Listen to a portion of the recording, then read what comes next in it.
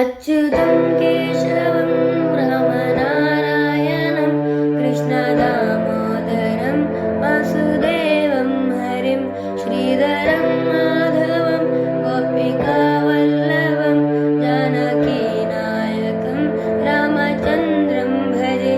अच्युतं केशवं सत्यभामाधवं माधवं श्रीधरं राधिकाराधितम् इन्दिरामन्दिरं चेतसा सुन्दरं देवकीनन्दनं नन्दजं सन्ददे।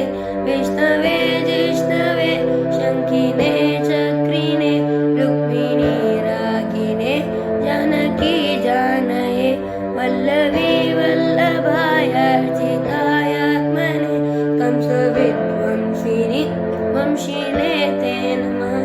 कृष्ण गोविन्द हे राम नारायण श्रीपते वासुदेवाजित श्रीनिधे अच्युतानन्द हे माधवादोक्षज द्वारकानायक द्रौपदी रक्षक राक्षसक्षोभित सीतया शोभितो दण्डकारण्यभूपुण्यताकारणः लक्ष्मणेनान्वितो वानरैः सेवितो गस्त्य सम्पूजितो राघवः पातु मां।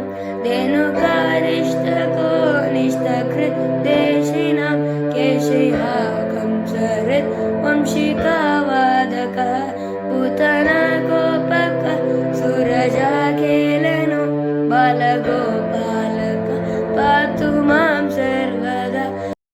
विद्युदुद्योतवत् प्रस्फुरद्वाससं प्रवृडं बोधवत् प्रोल्लसद्विग्रहं वन्ययामालय शोभितोरस्थलं लोहिताङ्घ्रिद्वयं वारिजाक्षं भजे।